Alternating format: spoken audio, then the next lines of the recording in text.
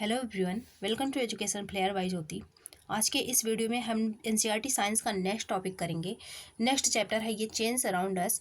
और इससे पहले हम 4 चैप्टर कंप्लीट कर चुके हैं। ये सीटेट के लिए मैं पढ़ा रही हूँ। सीटेट या फिर किसी भी स्टेट के टेट की तैयारी आप कर रहे हैं जिसमें आपने पेपर 2 की तैयारी करना है आपको, तो पेपर 2 के लिए है ये पेपर 2 मैथ साइंस जिसका ऑप्शन में है, इसके लिए ये इंपॉर्टेंट होगा। चलिए देखते हैं चेंज अराउंड अस में।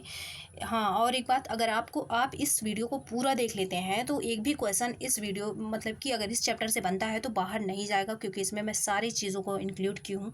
और जो चीज़ें लिखा नहीं है उसको मैं अभी अपने मतलब कि होता नहीं है बताऊँगी ओरल तरीके से। चलिए देखते हैं इसमें चेंजेस में क्या क्या पढ़ना है हमें। फास्ट चेंज, स्लो चेंज पहले पढ़ेंगे। फिर इसमें आपको पता है मैं चेंज अराउंड जो अस होता है, इसमें जितने भी प्रकार की चेंजेस होते हैं उसे हमें पढ़ना होता है। जैसे पीरियोडिक चेंज है, नॉन पीरियोडिक चेंज है, और फिर ये फिजिकल चेंज है, केमिकल चेंज है, रिवर्सिबल चेंज है, इरिवर्सिबल चेंज है। ये सारे चेंजेस हम पढ़ेंगे विद एग्जाम्पल। और एक भी क्वेश्चन इस टॉपिक से अगर बनता है तो बाहर नहीं जाएगा। और आपको पता है क्वेश्चन तो हर साल बनता ही है। फास्ट चेंज देखते हैं सबसे पहले। इसमें आपको नाम से ही पता चल रहा होगा कि फास्ट चेंज का मतलब ये है कि जो जल्दी हो जाए, जो चेंज क्या हो, जल्दी हो जाए, मतलब कि कम समय ले। जल्दी हो जाने का मतलब यही है कि कम समय ले। और बोथ लैंग्वेज में यहाँ मैं पढ़ाऊंगी, ठीक है, इसलिए दिक्कत नहीं होगी किसी को भी। The changes which take place in short time, जो चेंजेस जो है क्या करते शॉर्ट टाइम में हो जाए, जो चेंज वो होता है कम समय ले, वो होता है फास्ट चेंज। जैसे कि आप कोई पेपर का टुकड़ा है, इसको क्या कर रहे हैं, बर्न कर रहे हैं, तो ये क्या होगा, कितना टाइम लगेगा, बहुत कम कम टाइम लगेगा। और बर्न होने के बाद क्या मिलेगा, ऐश मिलेगा, राख मिलेगा। तो ये क्या होता है, ये होता है फास्ट चेंज। वहीं पेपर जो बनाना हो जाएगा किसी पेड़ से, फिर मतलब कि लाई जो भी पेपर वाला होता है उससे फिर पेपर बनाना, ये हो जाएगा स्लो चेंज। लेकिन यहीं पेपर को बर्न करना क्या हो जाएगा, पेपर को बर्न करके उससे राख बनाना, ये हो जाएगा आपका फास्ट चेंज। क्योंकि पेपर बर्न करते टाइम आप पेपर कभी जलाए होंगे, देखे होंगे कितना कम टाइम लगता है उसमें। और एग्जाम्पल देखते हैं, क्योंकि एग्जाम्पल इसका ज़्यादा इंपॉर्टेंट होता है। स्ट्रेचिंग ऑफ रबर बैंड, जो रबर बैंड, रबर का बैंड होता है उसको क्या करना, स्ट्रेच करना, मतलब कि खींचना। इस रबर बैंड को खींचना, ये क्या होता है, ये भी क्या है, फास्ट चेंज है। खींचने में बहुत कम टाइम लगता है, इसलिए फास्ट चेंज है। बलून को फुलाना, ब्लोइंग ऑफ बलून, बलून जो होता है उसको क्या करना, फुलाना। चेंज तो हो जाए लेकिन कम टाइम में हो। जैसे बलून पहले ऐसे चिपका सा था, फिर उसको फुला दिए, कैसे हो गया वो, ऐसे चौड़ा सा हो गया बलून। इसके बाद क्या होता है, ये भी जो बलून को ब्लोइंग करने में क्या होता है, कम टाइम लगता है, इसलिए ये भी क्या है, फास्ट चेंज है। फिर है और क्या है, डेली चेंजेस। जितने भी डेली चेंजेस होते हैं वो सब फास्ट चेंजेस में आएंगे। जो कि क्या लें यहाँ पे, इस बात को बस आप नोटिस करिएगा, शॉर्ट टाइम में जो हो जाए वो फास्ट चेंज है। और जो फास्ट चेंज होता है ये परमानेंट कभी होता है और कभी परमानेंट नहीं होता। चलिए देखते हैं इसमें। फिर दूसरा देखते हैं स्लो चेंज। जो स्लो चेंज होता है ये क्या होता है, ये फास्ट चेंज का जस्ट अपोजिट होता है। इसका डेफिनेशन देख लेते हैं। The changes which takes place, किस क्या, मोर टाइम, जो ज़्यादा समय ले, ज़्यादा समय ले, वो होता है स्लो चेंज। नाम का उल्टा स्लो चेंज होगा, लेकिन समय, जब कोई भी प्रोसेस है जब वो स्लो होगा, ऑब्वियस सी बात है, जब वो स्लो होगा, जब कोई काम स्लो हो रहा है तो ज़्यादा टाइम तो लगेगा ही, तो जस्ट उल्टा नाम के अपने। फिर देखते हैं इसमें क्या क्या होता है। जैसे आप देखे होंगे जो मिल्क होता है उससे कर्ड बनाना टाइम लगता है पूरे। हम शाम को मिल्क में क्या करते हैं, थोड़ा सा कर्ड डालते हैं, इसके बाद सुबह तक हो जाके बनता है, तो ये लॉन्ग प्रोसेस होता है, लॉन्ग प्रोसेस होता है। इसमें टाइम ज़्यादा लगता है, तो इसलिए स्लो चेंज है। टाइम ज़्यादा तो स्लो चेंज। फिर देखते हैं रैपनिंग ऑफ फ्रूट। आप देखे होंगे कि फ्रूट को पकने में, आप पता है छोटा सा फ्रूट है, फिर ये पहले, फिर धीरे धीरे ये क्या होगा, बड़ा सा होगा, फिर इसमें एथिलीन C2H4 धीरे धीरे बनना स्टार्ट होगा, फिर ये जाके पकेगा। तो ये होता है राइपनिंग ऑफ फ्रूट जो होता है, इसमें भी स्लो चेंज होगा, क्योंकि ये लंबा प्रोसेस है, ज़्यादा समय लगता है, इसलिए स्लो चेंज है। इससे एक क्वेश्चन और बनता है राइपनिंग ऑफ फ्रूट से, कि इसमें कौन सा जो तत्व है वो जिम्मेदार है इसके लिए, तो ये होता है C2H4, जिसे हम क्या बोलते हैं, एथिलीन बोलते हैं, एथिलीन बोलते हैं। ये तत्व जिम्मेदार होता है राइपनिंग ऑफ फ्रूट के लिए। फिर है ग्रोइंग ऑफ ट्री, और ह्यूमंस भी ले सकते हैं, क्योंकि पेड़ जो पौधा होता है, पहले छोटा सा पौधा लगाते हैं, फिर ये छोटा पौधा क्या होता है, बड़े होके एकदम पेड़ बन जाता है बड़ा सा। क्या होता है ये, लेकिन इसमें टाइम क्या लगता है, ज़्यादा लगता है, कई साल का समय लग जाता है, तो ये क्या होता है, स्लो चेंज होगा। फिर है formation of day and night, दिन और रात का बनना आपको वह पता ही है कि स्लो चेंजेस है ये। रस्टिंग ऑफ आयरन, इससे क्वेश्चन बनता है रस्टिंग ऑफ आयरन क्या है, स्लो चेंज है। जैसे हम कोई आयरन का टुकड़ा रख दिए बाहर और आपको पता होगा कि इसमें रस्ट लगने के लिए मतलब कि जंग लगने के लिए क्या चाहिए, एक तो नमी चाहिए, दूसरा क्या चाहिए, ऑक्सीजन चाहिए। फिर ये धीरे धीरे रिएक्शन इससे करेगा और रस्ट बनाएगा। तो रस्टिंग ऑफ जो आयरन होता है वो स्लो चेंज होता है। रस्टिंग ऑफ आयरन से एक और क्वेश्चन बनता है, चलिए देखते हैं। रस्टिंग ऑफ आयरन का जो फार्मूला आप देख लीजिए, जैसे फेरस होता है आपको पता ही है, फेरस क्या है, लोहा है, प्लस नमी, नमी के तौर पे हम क्या लेंगे वातावरण से, H2O लेंगे। फिर है ऑक्सीजन रहता ही है। इसमें जब रिएक्शन होता है तो ये क्या बनाता है, रस्ट बनाता है। जो रस्ट का फार्मूला होता है वो होता है Fe2O, Fe2 नहीं Fe3, Fe2O3 होता है, 3 लास्ट में होता है, ठीक है। Fe2O3 होता है इनटू X2O। ये जब आयरन नमी और ऑक्सीजन से क्रिया करेगा तो क्या बनाएगा, रस्ट बनाएगा। और रस्ट का फार्मूला है Fe2O3 इंटू X2O। ये चीज़ें पूछी जाती हैं, ये इससे क्वेश्चन बनता है रस्टिंग ऑफ आयरन से। इसको जब इस वाला चैप्टर, ये इसका मतलब चैप्टर लाऊंगी जिसमें रस्टिंग वगैरह दिया रहेगा, उस टाइम पे मैं फिर से बता दूंगी अच्छे से, ताकि आपको समझ में आ जाए। फिर चलिए देखते हैं इसमें नेक्स्ट चेंज जो है वो है reversible change and irreversible change. Reversible जो चेंज होता है वो होता है it's also known as physical change. इसका एक एग्जांपल है, मान लीजिए फिजिकल चेंज, ये 95% किसके सिमिलर होता है, सिमिलर होता है, ये फिजिकल चेंज के सिमिलर होता है, इसलिए इसको फिजिकल चेंज के तौर पे हम समझ सकते हैं। Changes that can be reversed, जो चेंज क्या हो, रिवर्स हो, मतलब कि दोबारा हम ऐसा चेंज, जैसे हम वाटर को स्टीम में कन्वर्ट किए गर्म करके, तो हम स्टीम को वाटर में कन्वर्ट कर सकते हैं, हम फिर स्टीम से वाटर जो है वो प्राप्त कर सकते हैं। तो क्या है, विच दैट क्या होता है, changes that can be reversed, जो रिवर्स हो सके, जिसको हम फिर से ऑब्टेन कर सकें। फिर है ये होता है क्या, रिवर्सिबल चेंज। आप नाम से ही पता होगा, इसे हिंदी में बोलते हैं उत्क्रमणीय परिवर्तन, जिसे हम क्या कर सकें, दोबारा उल्टा करके उसे प्राप्त कर सकें। जैसे मैं स्टीम वाला एग्जांपल बताती हूँ। वाटर है, आपको पता है वाटर क्या है, लिक्विड है। वाटर से क्या बना स्टीम बना। स्टीम क्या है, गैस है। लिक्विड से गैस में कन्वर्जन, ये क्या कहलाता है, ये जो होता है, इसके बाद क्या होगा, ये उल्टा जाएगा, गैस से फिर लिक्विड में कन्वर्ट हो जाता है, जिसे बोलते हैं कंडेंसेशन। गैस से लिक्विड में कन्वर्ट होना, तो ये क्या हो जाएगा, कंडेंसेशन हो जाएगा। तो कंडेंसेशन का ऐसा प्रोसेस है, फिर से हमें स्टीम से क्या मिल गया, वाटर फिर से मिल गया, क्योंकि हम कंडेंसेशन वाला प्रोसेस किए। तो कंडेंसेशन जो होता है ये प्रोसेस होता है रिवर्सिबल प्रोसेस, जिसे लेते हैं कंडेंसेशन, जिसे हिंदी में बोलते हैं संघनन। इसके बाद चलिए देखते हैं क्या होता है। और it also known as physical change, ये फिजिकल चेंज, ये तो मैं बता ही चुकी हूँ, ये फिजिकल चेंज जैसा होता है। फिर है next example, melting of wax. जो वैक्स होता है मतलब कि मोम होता है, इसमें देखिए 2 प्रोसेस होता है, एक तो मेल्टिंग होता है, एक तो मेल्टिंग होता है। अब आपको पता है कंडेंसेशन के दौरान हम प्राप्त कर रहे थे वाटर, तो वो क्या था, रिवर्सिबल चेंज था। और कंडेंसेशन अगर एग्जाम्पल में है तो वो भी क्या होगा, रिवर्सिबल चेंज होगा, क्योंकि उसके द्वारा रिवर्स कर रहे थे हम। एक तो वैक्स का मेल्टिंग होता है, दूसरा होता है बर्निंग। जो बर्निंग होगा ये इरिवर्सिबल प्रोसेस में आ जाएगा, वहीं जो मेल्टिंग होगा वो रिवर्सिबल प्रोसेस में आ जाएगा। इसका अंतर रखिएगा आप, क्योंकि जो कन्फ्यूजन वाली चीज़ें होती हैं उसी से क्वेश्चन ज़्यादा बनता है। तो वैक्स जो है ये मेल्टिंग ऑफ वैक्स है, बर्निंग ऑफ वैक्स है, कैंडल वैक्स। तो ये कन्फ्यूजन वाली चीज़ है, तो इसमें से क्वेश्चन बनने का चांस ज़्यादा होता है। तो यहाँ पे मेल्टिंग जो होगा वो क्या होगा, रिवर्सिबल चेंज होगा, और बर्निंग जो होगा वो इरिवर्सिबल चेंज होगा। चलिए एग्जाम्पल मैं बताती हूँ। ये मान लीजिए आपका क्या रहा, मोम रहा, वैक्स रहा।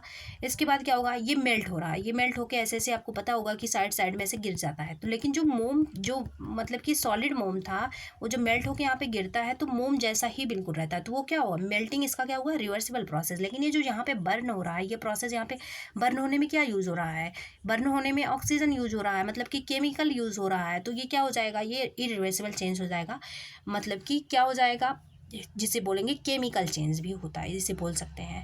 फिर नेक्स्ट देखते हैं हम, फ्रीजिंग ऑफ आइस। आइस कैसे बनेगा, वाटर को जब हम क्या करेंगे, कूल करेंगे, कूलिंग के द्वारा, तो क्या बनेगा, फ्रीज बनेगा। वाटर को कूल करेंगे तो क्या बनेगा, फ्रीज, ये मतलब कि आइस बनेगा, फ्रीज हो गया, आइस बना। फिर क्या होगा, इस आइस को जब हम हीट दे देंगे थोड़ा सा, तो वाटर में फिर से कन्वर्ट नहीं हो जाएगा, तो ये क्या हो गया, फिर से हम आइस से वाटर को कन्वर्ट कर सकते हैं। तो फ्रीजिंग है, फ्रीजिंग ऑफ आइस है, ये क्या हो गया, रिवर्सिबल प्रोसेस हो गया। मेल्टिंग ऑफ चॉकलेट हो, मेल्टिंग ऑफ कुछ भी वैसी चीज़ें मेल्ट जो हो रही हों, वो क्या होगा, मेल्टिंग ऑफ, जैसे आइसक्रीम भी ले सकते हैं यहाँ पे आप। मेल्टिंग ऑफ जो ये चॉकलेट है, ये क्या होगा, ये रिवर्सिबल चेंज होगा, क्योंकि चॉकलेट मेल्ट होके फिर चॉकलेट जैसा ही, मतलब कि उसका जो जिस जिस चीज़ों से चॉकलेट बना वो थोड़ी ना बदल रहा है, वो बस पिघल जा रहा है ना, और कुछ भी उसका बदल नहीं रहा। जो चीज़ चॉकलेट में तब मिला हुआ था उसका कंटेंट वही अब भी है, जो स्वाद तब था वही अब भी है। तो ये क्या हो जाएगा, रिवर्सिबल चेंज हो जाएगा।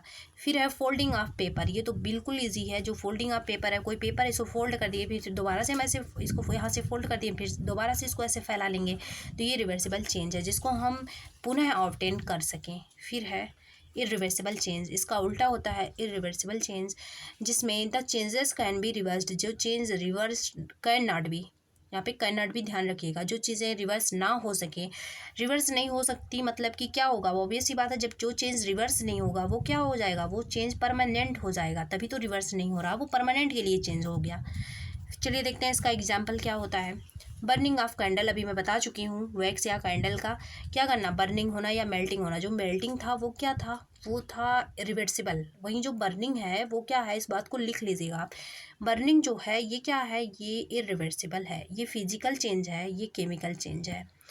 डाइजेशन ऑफ फूड, इससे क्वेश्चन बनता है, जो डाइजेशन ऑफ फूड है इसमें इसमें सारी चीज़ों में लगभग क्या होता है, केमिकल इन्वॉल्व होता है। जो डाइजेशन ऑफ फूड है इसमें पूछा जाता है कि कौन सा चेंज है, ये होता है आपका केमिकल चेंज या फिर इरिवर्सिबल चेंज होता है, क्योंकि जब फूड एक बार पच गया तो उसको दोबारा उसी फॉर्म में ला सकते हैं, नहीं ला सकते।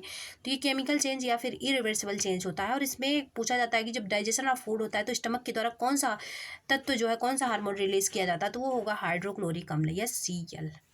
ये क्वेश्चन बनता है, याद रखिएगा। फिर है ग्रोथ ऑफ प्लांट, प्लांट हो या ह्यूमन बॉडी हो, किसी का ग्रोथ जो होता है वो होता है इरिवर्सिबल चेंज। जैसे कि देखिए ये प्लांट है, छोटा सा पौधा था, छोटा सा जो पौधा था वो क्या हो गया, बड़ा सा पेड़ बन गया। तो क्या बड़े से पेड़ से हम छोटा सा पौधा फिर से उस पेड़ को छोटा करके कर सकते हैं, नहीं कर सकते। तो ग्रोथ ऑफ जो प्लांट है वो क्या है, ये इरिवर्सिबल चेंज है। फिर देखते हैं रैपनिंग ऑफ फ्रूट, फ्रूट जब एक बार पक गया तो उसको फिर से हम कच्चा कर सकते हैं, नहीं। तो रैपनिंग ऑफ जो फ्रूट है इरिवर्सिबल प्रोसेस है, इसमें स्टिलिन इस्तेमाल होता है। मैं बोल रही थी कि हर चेंज में इसमें लगभग ऑलमोस्ट 90% चेंजेस में केमिकल इन्वॉल्व होगा, क्योंकि ये केमिकल चेंज जैसा है। फिर है रस्टिंग ऑफ आयरन, वही हो गया, लॉन्ग प्रोसेस है, इरिवर्सिबल चेंज है, क्योंकि जो जंग है उससे हम लोहा नहीं बना सकते। फिर है कुकिंग ऑफ फूड, एक बार जो चावल है मान लीजिए वो पक गया, जो चावल है वो पक गया, तो क्या हम पके हुए चावल से फिर चावल बना सकते हैं, नहीं। वैसे हम रोटी आटा गूँथ के रोटी बना देते, क्या रोटी से हम फिर वैसे आटा बना सकते हैं, नहीं। ये होता है कुकिंग ऑफ फूड, क्या है ये इरिवर्सिबल चेंज है। बर्निंग ऑफ फूड, जो बर्निंग ऑफ फूड होता है, लकड़ी के जलने से क्या बनता है, लकड़ी जब जलती है तो आपको पता है राख बन जाता है, जैसे कोल या चारकोल ये सब भी कहते हैं, क्योंकि जब ऑक्सीजन की कमी में जलता है तो इसी से कोल या फिर चारकोल ऐसे बनता है। तो बर्निंग ऑफ वुड जो है ये भी क्या है, ये किसी चीज़ का भी बर्न होना इरिवर्सिबल चेंज है, क्योंकि जब लकड़ी जल गई, राख बन गया, तो क्या उससे हम फिर से वुड बना सकते हैं, नहीं। ये होता है रिवर्सिबल चेंज। फिर चलिए देखते हैं नेक्स्ट चेंज जो है वो पीरियोडिक चेंज है। पीरियोडिक आपको पता ही होगा, पीरियोडिक का अर्थ जो होता है वो होता है रिपीट करना और रेगुलर फिक्स्ड टाइम इंटरवल पे। चलिए पढ़ते हैं, चेंजेस रिपीट्स एंड रेगुलर, जो चेंजेस क्या हों, रिपीट करें और रेगुलर रिपीट करें after a fixed time interval, एक फिक्स्ड टाइम इंटरवल हो, इतने के बाद, इतनी देर के बाद ये फिर ये काम दोबारा से होगा, तो वो होता है पीरियोडिक चेंज। जैसे आप को एग्जाम्पल मैं बताती हूँ, ये कोई रस्सी है, यहाँ पे पेंडुलम बंधा हुआ है, आपको पता होगा कि पेंडुलम वाला एग्जाम्पल। अब ये क्या होता है, ये रस्सी जो होता है, यहाँ से पेंडुलम जब बंधा होता है, इसको क्या करते हैं, टू एंड फ्रो जब मोशन इसका होता है, टू एंड फ्रो मोशन का मतलब ये होता है, यहाँ पे देखिए मैं लिखी हूँ, टू एंड फ्रो का मोशन का मतलब ये होता है back and fourth motion, back and fourth motion, जिसे मतलब बोलेंगे यहाँ भी जाए, ये यहाँ भी जाए और यहाँ भी जाए, जैसे यहाँ आगे पीछे वाला मोशन, ये होता है कौन सा मोशन होगा, ये बैक एंड फोर्थ मोशन जिसे बोलते हैं, या फिर टू एंड फ्रो मोशन बोलते हैं। अब देखिए ये इसको जब हम ऐसे करेंगे पेंडुलम को, तो ये आगे भी जाएगा पीछे भी जाएगा, तो ये होता है पीरियोडिक मोशन, या फिर बोलते हैं ऑसिलेशन भी इसे ही बोल सकते हैं, टू एंड फ्रो मोशन भी इसे बोल सकते हैं, बैक एंड फोर्थ मोशन भी इसे बोल सकते हैं। तो ये पेंडुलम क्या है, ये एक टाइम के बाद हम देखते हैं, फिर टाइमिंग देखते हैं, स्टॉप वॉच लगाते हैं, टाइमिंग देखते हैं कि इतने टाइम के बाद यहाँ से यहाँ तक आ रहा है, फिर आएगा, फिर जाएगा, फिर आएगा, तो ये क्या कौन सा मोशन हो गया, टू एंड फ्रो मोशन हो रहा है, आ रहा है जा रहा है एक फिक्स्ड टाइम इंटरवल पे और रिपीट हो रहा है, तो ये क्या है, पीरियोडिक चेंज है पेंडुलम। इसमें जब मैं पेंडुलम एक बार फिर से पढ़ाऊंगी तो फिर मैं बताऊंगी कि यहाँ पे जब ये आता है तो कहाँ पे इसका काइनेटिक एनर्जी ज़्यादा होता है और कहाँ पे स्थितिज ऊर्जा जो होता है वो ज़्यादा होता है, ये सब मैं नेक्स्ट चैप्टर में बताऊँगी जब पढ़ाऊँगी इसके बारे में। फिर चलिए देखते हैं यहाँ पे एग्जाम्पल क्या क्या है। क्लॉक, आप वॉच देखे होंगे अपने घर में, जैसे कि आपको पता है वॉच तो फिक्स टाइम इंटरवल पे ही चलता है, 1 घंटे 2 घंटे 5 मिनट 10 मिनट, तो ये फिक्स टाइम इंटरवल पे इसकी जो सुइयाँ होती है वो चलती हैं। तो ये क्या है, ये है आपका पीरियोडिक चेंज। यहाँ पे देखिए रिपीट करें, रेगुलर हो और क्या हो, फिक्स टाइम इंटरवल हो, 3 शर्तें होती है इसकी। पेंडुलम हो ही गया। High and low tides at sea, जो हाई ज्वार भाटा जो बोलते हैं कि वो कहाँ पे, समुद्र के किनारे, वो भी क्या होता है, ये पीरियोडिक चेंज होता है। जैसे अमावस्या के दिन और पूर्णिमा के दिन ऐसे कुछ होता है। फिर फेज ऑफ मून, मून का जो फेज़ होता है, फेज़ का मतलब ये है कि आपको पता है 15 डेज़ के हिसाब से चलता रहता है। जैसे उजाला पक्ष और अंधेरा पक्ष बोला जाता है, तो 15 डेज़ के हिसाब से चलता है। पहले मून बहुत छोटा, फिर उससे बड़ा, फिर उससे बड़ा, फिर उससे बड़ा, फिर सबसे बड़ा, तो ऐसे होता है। ये जो फेज़ है इसका, ये क्या है, ये पीरियोडिक है। फिर ये जब सबसे बड़ा हो जाएगा तो फिर ये सबसे छोटे शुरू होगा, सबसे छोटा, फिर उससे बड़ा, फिर उससे बड़ा, फिर उससे बड़ा, फिर उससे बड़ा। तो ये क्या हो रहा है, ये रिपीट हो रहा है कि दिन के टाइम के हिसाब से 15 डे पे हर दिन रिपीट हो रहा है। तो ये क्या होता है, ये जो फेज़ ऑफ मून है ये पीरियोडिक चेंज है। फिर देखते हैं पेंडुलम, मैं बता चुकी हूँ। डे एंड नाइट की भी है, एंड नहीं रहेगा, एंड रहेगा यहाँ पे। डे एंड नाइट जो होता है, रात एक फिक्स टाइम होता है 12 आवर का, ये नाइट होता है, डे होता है। ये भी क्या होता है, ये फिक्स टाइम होता है, फिक्स टाइम इंटरवल पे होता है। तो ये क्या होगा, पीरियोडिक चेंज होगा। फिर चलिए देखते हैं नॉन पीरियोडिक चेंज। ये जो होता है नॉन पीरियोडिक चेंज, ये इसका उल्टा होगा, इसमें रिपीटेशन नहीं होगा और ये मतलब फिक्स्ड टाइम पे रिपीट नहीं करेगा, ये फिक्स टाइम पे रिपीट नहीं करेगा। चलिए देखते हैं इसका डेफिनेशन।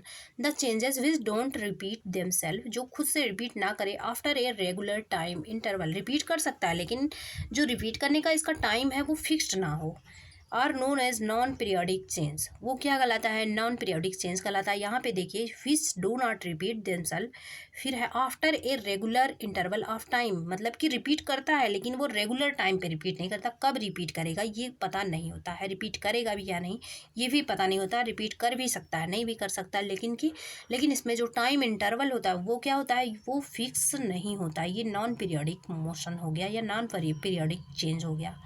चलिए देखते हैं इसमें नेचुरल डिजास्टर जैसे होते हैं। जैसे नेचुरल डिजास्टर है, मान लीजिए कहीं क्या आया, भूकंप आया, भूकंप आया, तो क्या ज़रूरी है कि हर एक साल पे भूकंप आएगा, नहीं, इसका कोई फिक्स टाइम इंटरवल नहीं है। फिर आएगा भूकंप, लेकिन ऐसा नहीं है कि वो फिक्स टाइम पे आएगा, कोई इसके लिए टाइम फिक्स नहीं।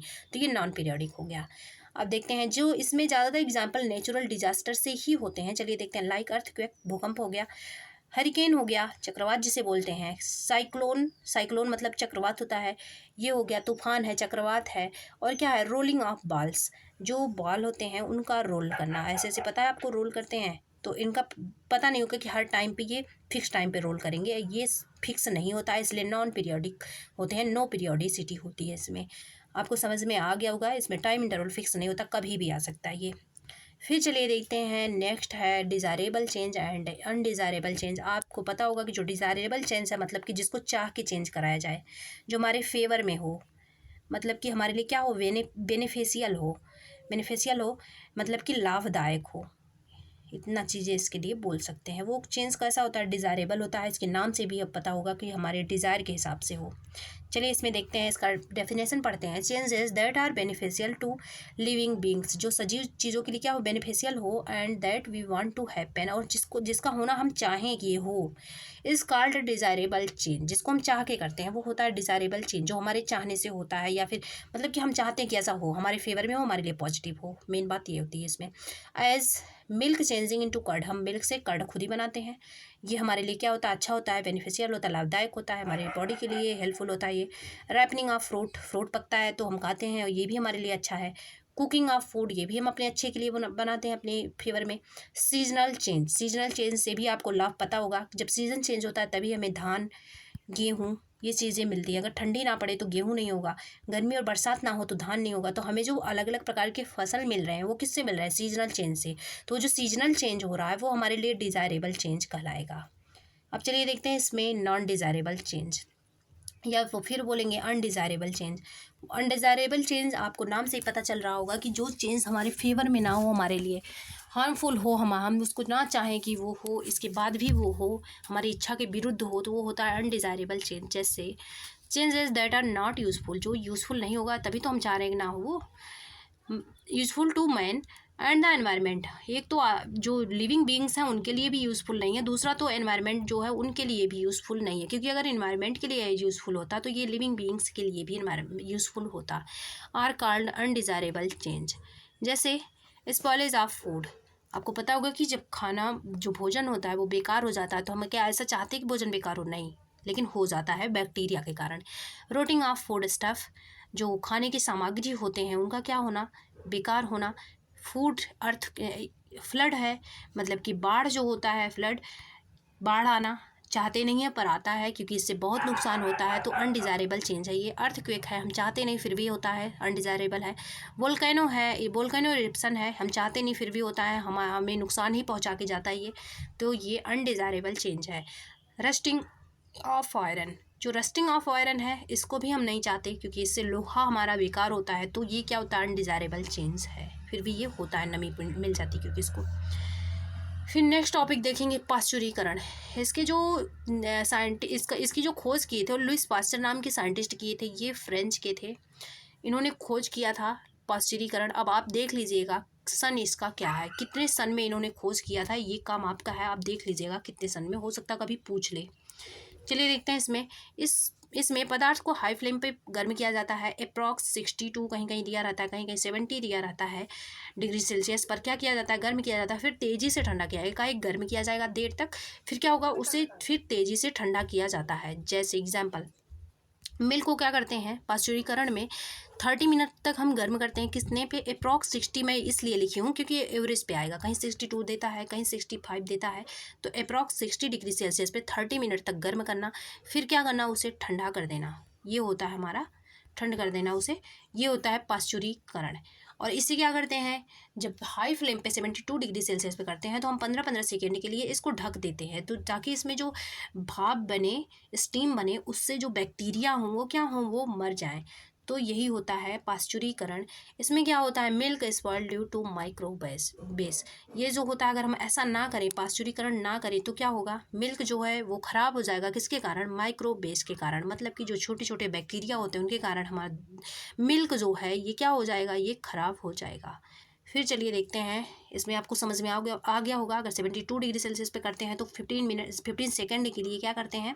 इसको ढक के रखते हैं, जिसमें क्या हो? इसके जो स्टीम हो, इनसे क्या हो? उनके बैक्टीरिया जो हों वो ख़त्म हो जाए। या फिर ये करते हैं प्रोसेस, या फिर ये करते हैं 60 डिग्री सेल्सियस पे 30 मिनट तक हम इसको क्या करते हैं? गर्म करते हैं। ये 2 प्रोसेस किया जाता है पाश्चुरीकरण में। अब आप सन देख लीजिएगा कितने में बताया था फ्रेंच साइंटिस्ट जो थे। फिर होता है फिजिकल चेंज। फिर जो फिजिकल चेंज है, अब इसके बाद देखेंगे हम केमिकल चेंज। फिजिकल चेंज क्या होता है? Mostly no new substance is form, यहाँ पे जो नया सब्सटेंस होता है ये नहीं बनता है। क्यों? अगर नया कोई सब्सटेंस बन जाता, बनने का मतलब ये है कि बनता है, जैसे कि वाटर से स्टीम बना, लेकिन जो इसका मेन वो होता है, मेन कंपोनेंट होता है, वो चेंज नहीं होता है, क्योंकि जो चीज़ें वाटर में थी वही चीज़ें स्टीम में है।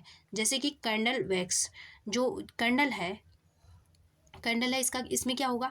इसमें जब कैंडल ये यहाँ पे क्या हो रहा था? मेल्ट हो रहा था, तो मेल्ट होने के बाद जिस चीज़ का कैंडल ये बना था उसी चीज़ का मेल्ट होने के बाद भी बना, मतलब इसका कोई नया सब्सटेंस नहीं बनता है, वही जो होता है उसका फॉर्म, उसका स्ट्रक्चर चेंज हो जाता है, ये होता है। फिर है mostly possible to get back, इसमें ज़्यादातर को हम गेट बैक कर सकते हैं, वापस दोबारा पा सकते हैं, ये होता है फिजिकल चेंज। मैं शॉर्टकट में खुद लिखी हूँ, इसलिए आप सारी चीज़ें नोट कर लीजिएगा। फिर है टेयरिंग ऑफ पेपर, इसका एग्जाम्पल देखते हैं। एग्जाम्पल ही सबसे ज़्यादा इंपॉर्टेंट है, क्योंकि वाटर स्टीम, जैसे मैं वाटर स्टीम को बता दूं, अभी मैं एग्जाम्पल हालांकि बता चुकी हूँ। इसमें जो वाटर होता है वो लिक्विड होता है, और इसमें क्या होता है? स्टीम जो होता है ये गैस होता है। लिक्विड से गैस में कन्वर्जन क्या कहलाएगा? इवेपोरेशन कहलाएगा। वाष्पन कहलाता है, तो गैस में कन्वर्ट हो जाएगा, इवेपरेट हो जाएगा। इसके बाद क्या होगा, क्या हम गैस से फिर से वाटर जो है नहीं ला सकते? ला सकते हैं। इसको ठंड करेंगे, इसको जैसे ही हम ठंडा करेंगे फिर ये वाटर हमें मिल जाएगा। तो ये क्या होता है, फिजिकल चेंज होता है, इसमें दोबारा हम प्राप्त कर सकते हैं, ये होता है। फिर चलिए देखते हैं टेयरिंग ऑफ पेपर। पेपर को हम जब फाड़ देते हैं, ये पेपर इसको 2 टुकड़ा कर दिए, हम इसको चिपका के फिर वैसे कर सकते हैं, क्योंकि ये पेपर भले ही 2 टुकड़ा हुआ, क्या इसका फॉर्म जो है वो चेंज हो गया? ये पेपर दूसरी चीज़ का बना, ये पेपर दूसरी चीज़ का नहीं। जो बनावट है, जो मेन स्ट्रक्चर है, मेन जो उसका मतलब कि कंपोनेंट है उसमें ऐड हुआ है वो सेम है, बस स्ट्रक्चर इसका चेंज हुआ है। ग्राइंडिंग ऑफ सब्सटेंस, किसी भी चीज़ को घिसना, जैसे कि मान लीजिए आप गाजर है, इसको क्या कर दिए, घिस दिए, तो क्या घिसने के बाद ये गाजर कुछ दूसरा बन गया? नहीं, वो गाजर ही रहेगा, उस जो जो तत्व गाजर में थे वही तत्व उसमें भी रहेंगे। तो ये ग्राइंडिंग ऑफ सब्सटेंस जो है ये भी क्या है, ये भी फिजिकल चेंज है। सोल्यूशन ऑफ साल्ट, जो साल्ट का सोल्यूशन है ये भी क्या है, जो साल्ट का सोल्यूशन है ये भी है फिजिकल चेंज, क्योंकि जो सोल्यूशन भरा साल्ट है, मैं आपको बताई थी सेपरेशन ऑफ सब्सटेंस में कि इसको अलग कैसे करते हैं, हीट के द्वारा अलग कर सकते हैं, जिसमें सॉलिड पार्टिकल जो ये होगा साल्ट होगा वो मिल जाएगा, और जो वाटर होगा वो इवेपरेट हो जाएगा। तो ये क्या होता है, ये सोल्यूशन ऑफ साल्ट जो है, इस प्रकार से हम साल्ट को दोबारा प्राप्त कर सकते हैं, फिजिकल चेंज है ये। फिर है sugar in water, same process से शुगर भी हम कर सकते हैं, यहाँ पे शुगर वो हो जाएगा। ये भी क्या है, ये भी है फिजिकल चेंज, क्योंकि शुगर को वाटर में डालने से कोई कंपोनेंट चेंज नहीं हो रहा, तब भी वो शुगर था, अब भी वो शुगर है। फिर है चेंज ऑफ सीजन, जो चेंज ऑफ सीजन होता है इसमें भी फिजिकल चेंज होता है, क्योंकि देखिए जो चेंज ऑफ सीजन होता है, जैसे बरसात है, गर्मी है, इसके बाद हम फिर से बरसात को ला सकते हैं, जब दोबारा सीज़न रिपीट करेगा बरसात फिर से आएगा। तो ये होता है एक फिजिकल चेंज। फिर चलिए देखते हैं कुछ केमिकल चेंज होते हैं जिनको दोबारा नहीं प्राप्त किया जा सकता, not possible to get back, ये मेन इंपॉर्टेंट होता है, इसको दोबारा से नहीं प्राप्त किया जा सकता है। कोई चीज़ जल गया, राख बन गया, हम उससे कैसे प्राप्त कर सकते हैं? हमारा भोजन है वो पच गया, उसका डाइजेशन हो गया, हम कैसे प्राप्त कर सकते हैं? और मान लीजिए कि कोई भी चीज़ है, कई चीज़ें अलग अलग हैं, उनको मिला के एक में मिक्स करके क्या कर दिए, कोई सब्सटेंस बना दिए, तो हम उसको अलग कैसे कर सकते हैं? ज़रूरी नहीं कि सारी चीज़ें अलग हो ही जाएँ। फिर सोप है, जैसे इसमें मैं एग्जांपल लाई हूँ, जैसे सोप है, सोप में आपको पता होगा क्या क्या मिला के, वसा वगैरह मिला के जब इसको बना दिए तो उसको चेंज नहीं कर सकते, अलग नहीं कर सकते हम। फिर चलिए देखते हैं इसमें क्या होगा, फॉर्मेशन ऑफ न्यू सब्सटेंस, इसमें नए सब्सटेंस बन जाते हैं जिसके कारण हम इसको गेट बैक नहीं कर सकते। जैसे एग्जाम्पल है चेयरिंग ऑफ शुगर, शुगर जो होता है इसको जलाना, जब शुगर जल जाएगा तो क्या बचेगा, राख बचेगा, राख बचेगा, फिर हम इससे क्या कर सकते हैं, राख बचेगा, चारकोल जैसे बोलते हैं, ये बचेगा, तो हम इससे फिर से शुगर नहीं प्राप्त कर सकते। फिर चलिए देखते हैं इसमें होता क्या है, जब शुगर जलता है, जब शुगर को हम जलाते हैं तो क्या क्या बनता है, एक तो वाटर, इसमें जो नमी रहेगी वाटर के रूप में कन्वर्ट हो जाएगी, दूसरा चारकोल, चारकोल का मतलब राख से लीजिए। फिर डाइजेशन ऑफ फूड, अभी मैं बता चुकी हूँ, जब फूड डाइजेस्ट हो जाएगा तो उसको हम फिर फूड नहीं बना सकते। राइपनिंग ऑफ फ्रूट, क्या पके फल को हम कच्चा कर सकते हैं? नहीं। और इसमें और सब में एक तो ये बात देखिए, दूसरी बात ये देखिए, दूसरा इत्तेफाक ये देखिए, इसमें जो होता है सारे जगह क्या यूज़ होगा, केमिकल यूज़ होगा, सारे चेंजेस में केमिकल यूज़ होगा। जैसे कि इसमें ये जो शुगर को जला रहे थे ऑक्सीजन यूज हो रहा था, बिना ऑक्सीजन के कोई चीज़ कैसे जलेगा? डाइजेशन ऑफ फूड में HCl यूज हो रहा था, राइपनिंग ऑफ फ्रूट में साफ साफ थोड़ा लिखूँ मैं, डाइजेशन इसमें क्या हो रहा था, ऑक्सीजन यूज हुआ, इसमें क्या हुआ, डाइजेशन ऑफ फूड में HCl यूज हुआ, इसमें क्या हुआ, राइपनिंग ऑफ फ्रूट में C2H2 यूज हुआ, फिर डाइजेशन ऑफ फ्रूट ये रिपीट हो गया, इसमें HCl हुआ। लाइम प्रिपरेशन में आपको पता होगा चूना बनाने में, ये भी इसमें भी तमाम केमिकल यूज़ होते हैं। सोप फार्मेशन में जैसे कि हम एक ले लेते हैं फैट, स्टीयरिंग वगैरह से बनता है, ये फैट यूज़ हुआ। तो इसमें क्या होता है, ये सारी चीज़ों में क्या हो रहा है, केमिकल यूज़ हो रहा है। 2 चीज़ें नोट करिएगा, एक तो केमिकल यूज़ हो रहा है, दूसरा न्यू सब्सटेंस बन रहा है, तीसरा इसको गेट बैक करना पॉसिबल नहीं है। ये होता है हमारा केमिकल चेंज। इसमें एक चीज़ें और बहुत इंपॉर्टेंट है जिससे क्वेश्चन बनता है, मैं बता चुकी हूँ, एक बार मैं फिर से बता दे रही हूँ।